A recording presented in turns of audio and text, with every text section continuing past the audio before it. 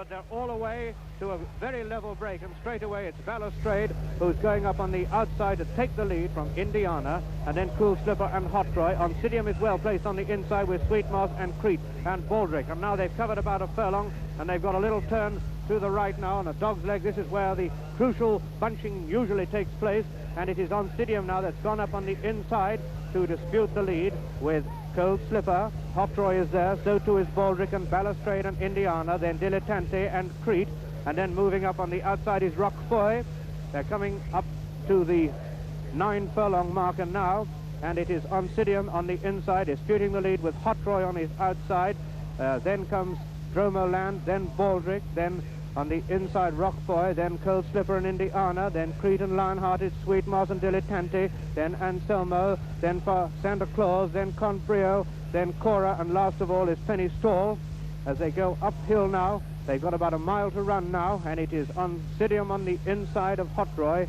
These two of them are absolutely stride for stride together at the 7 furlong pole. It's Oncidium and Hot Troy from Baldric, who's well up there, and then Dilettante. Behind Dilettante is Indiana, and behind Indiana on the outside I can see Crete and Balustrade, and then Dromoland, and then Anselmo and Sweet Moss, then Roquefort, then Cold Slipper, then Conbrio, and Santa Claus is last but 3. Last but 2 is Cora. Last of all is Penny Stall as they sweep downhill with 5 furlongs to go, beginning the descent of Tatnam Hill. Oncidium on the inside. On the outside I can see Dilettante. Hot Troy is in between them, and Indiana right in touch as they begin to sweep left-handed round into Tatnam Corner now, and Santa Claus is making up a little bit of ground.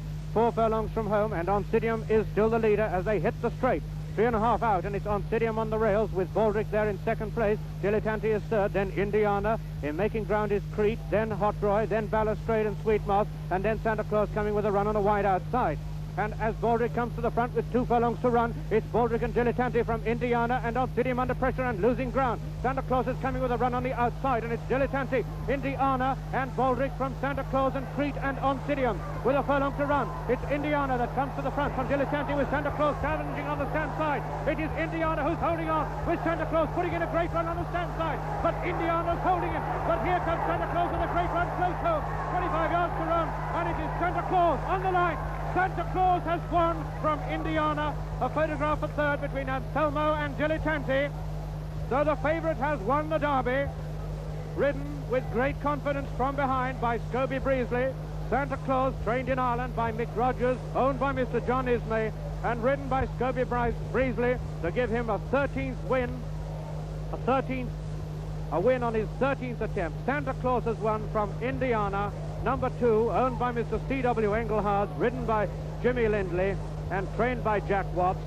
And number 4 has been placed third. It was Dilettante, ridden by Peter Matthews, trained by Paddy Prendergast in Ireland, and owned by Mr. Lawrence M. Gelb.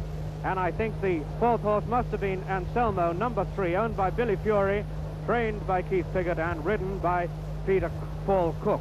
Santa Claus first, Indiana second, Dilettante third, Anselmo fourth. That's the story, that's the result, and now here's Roger Mortimer for his summary. Well, that was a terrifically exciting race, and coming down towards Tatnam Corner, the favourite, Santa Claus, was a long way behind the leaders, and I think his backers must have felt a little bit uneasy.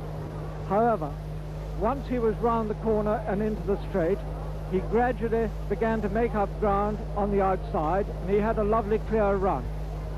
Coming to the final furlong, he put in his challenge.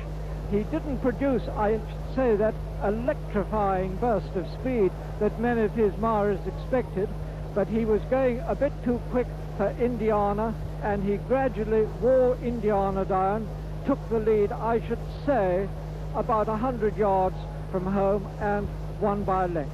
Now, Indiana, I think, was the surprise of the race. It was rather accepted that after his defeat in the Lingfield Derby trial, he wouldn't quite have the pace and class for this event. But he ran a magnificent race. He took the lead quite early in the straight and hung on really well. He didn't weaken at the finish, but he just couldn't find that little bit extra when tackled by the winner. Surprise of the race, I think, Dilettante the second. who was bang in the picture from the start, one of the leaders into the straight, and kept on going very well, beaten a length and 2 lengths. Another surprise, I think, was the running of Anselmo, who put up a very good show. Strong work at the finish to be fourth. Now, the disappointment, I'm afraid, was on Sidium. He got off well. He made a lot of the running. He was never out of the first 2, hardly, after the first 100 yards. But he failed and faltered just when his admirers expected him to run on. He was in front with 3 furlongs to go, but very soon afterwards he came under pressure and found nothing. Now, this really wasn't his running, because he'd absolutely made mincemeat of Indiana at Lingfield, and what went wrong today, I don't know. But at any rate, the winner at all events is an English-bred horse, and let us congratulate Dr. Smallfit, a general practitioner in Warwick, who just got a mare or 2, and he's achieved the ambition of every bloodstock breeder by breeding the winner of the Derby. Thank you, Roger Mortimer, and I'd like to repeat my congratulations to Dr. Smallfit, the breeder, and also to Scooby Breesley and Mick Rogers. Mick Rogers, who's trained at 33, his second Derby winner, and there go the cheers for Scooby Breesley as he brings this colt into the unsaddling enclosure down below. Mick Rogers, who's had to live with the prospect of training the Derby winner all through the winter. He wasn't the least bit flustered early on. He didn't run the horse until the 2,000 guineas in Ireland, and he produced him fit to run for his life that day, and here he has come out and won his second Derby with this very good colt by Chamasser. Chamasser, who stands at the Snailwell stud and who stands at 300 guineas, now in his 22nd year. He's had one previous classic winner, he won the St. Leger, and he sired a St. Leger winner. But that's a great boost for him, even though he's in his twilight now. Well, this mare, Aunt Clara, who was once sold for 130 guineas, has really produced the goods today.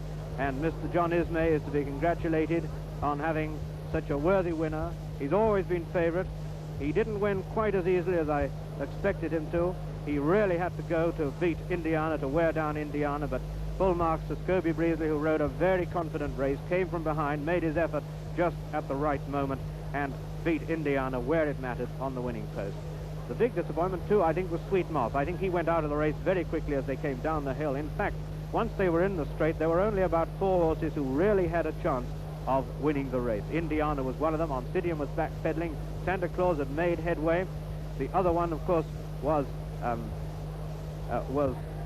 Anselmo, who made a lot of ground, and Dilettante was always up there with the leader and held on rather better than Oncidium, who very soon gave up.